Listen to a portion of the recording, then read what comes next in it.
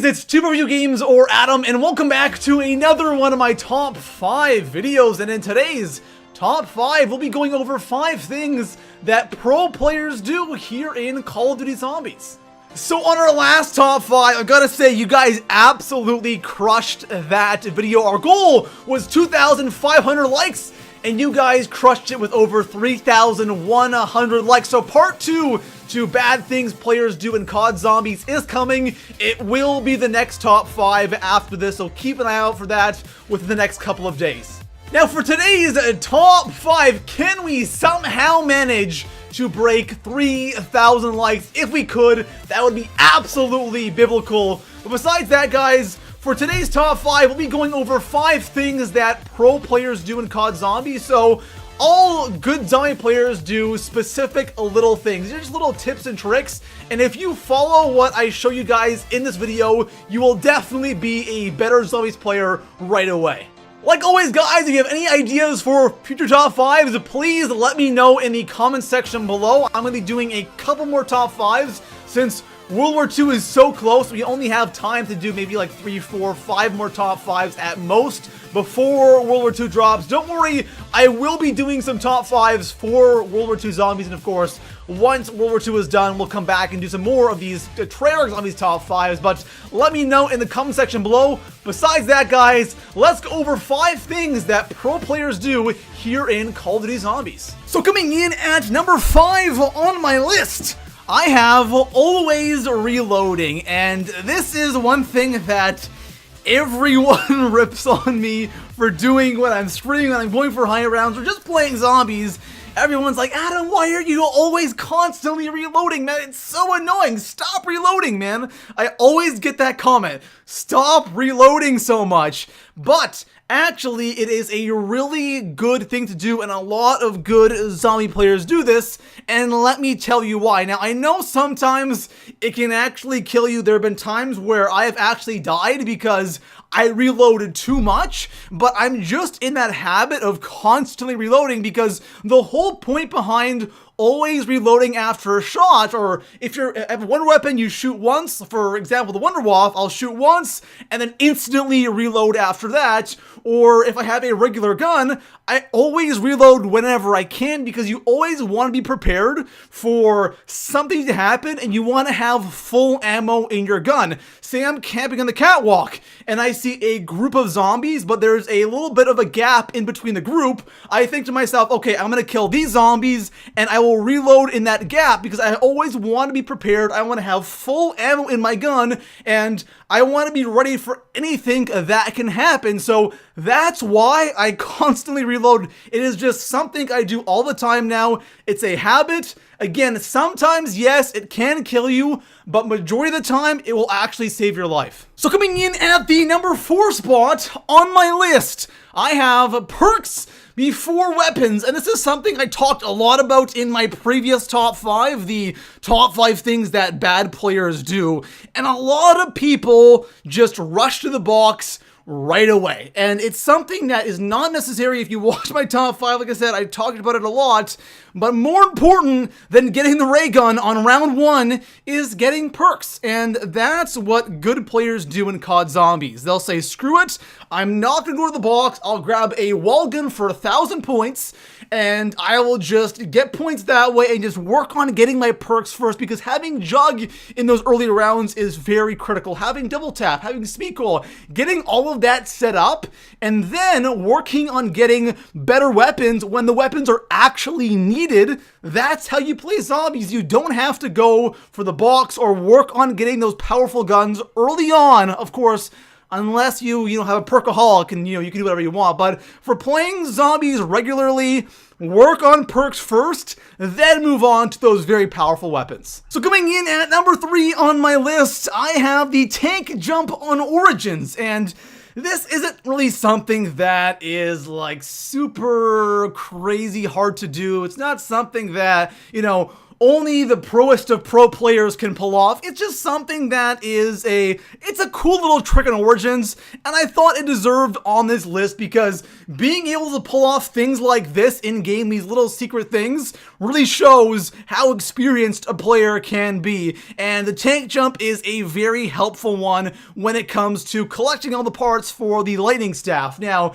in order to pull this off, what you have to do is you have to jump off the front of the tank. As soon as you can jump off, you head and grab the part of the excavation site you want to jump off, go down that wooden scaffolding and grab that part at excavation, and then quickly run back, jump in the mud, and run towards the tank and jump on the tank before it is too late, so you can go and grab the last part for the lightning staff at church. Now, if this is something you can't pull off, don't worry, you're not considered a bad player, and this isn't, of course, something that only pro players can do, but it just shows someone's knowledge about the map. It shows that they obviously know what they're doing, they know all these little tips and tricks, and that is also something that really helps someone become good at zombies. It's not just about, you know, buying perks before weapons or always reloading. It's also about knowledge and knowing the maps, knowing the tricks, and speeding things up. So coming in at the number 2 spot on my list, we have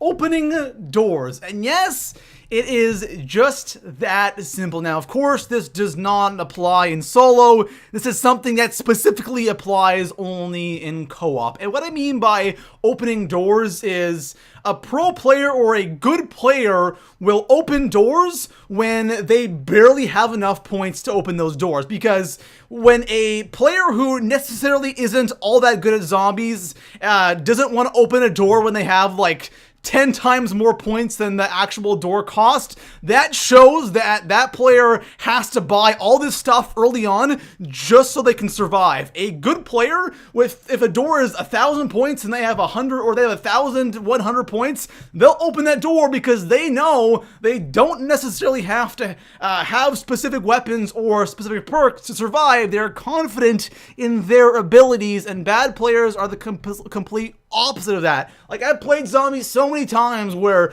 people have all these points and I just have enough points to open the door. I'm like, guys, is anyone gonna open this door? And everyone's just still trying to get as many points as they can, and I'm the one going and opening all the doors because I know what I'm doing. I know I can survive with the RK5 or the MR6 or the M1911, and I don't have to have the ray gun on round 1. I don't have to have all these perks on round 1. I'm totally okay with opening all the doors on the map and not having anything. Of course, if it's like round 50 and I'm opening doors and I only have a pistol, that's not going to work. We're talking really about the early rounds at the start of the game, but that really shows that someone is good at zombies and they know what they're doing. So coming in at the number 1 spot on my list, I have something that I know for a fact a lot of good zombie players do, and also a lot of bad players never do this for some reason, and that's why I think it deserves the number 1 spot on this list. And that one thing is buying the Bowie knife. Yes, just buying the Bowie knife. Now, buying the Bowie knife obviously just doesn't make you a zombie god all of a sudden, but the thing is, the Bowie knife is a weapon that I think is incredibly underrated, and let me explain why. I personally think the Bowie knife is the perfect, and I mean the perfect weapon for setting up. Sure, it costs 3,000 points, and that's a lot in the early rounds, again, especially if you're not rocking gums, but that's a lot to spend on a weapon on, you know, those earlier rounds. But the thing is, it pays off big time. It's a knife, it's a 1 knife till round 10, and you will get your points back because you're getting 130 points per knife.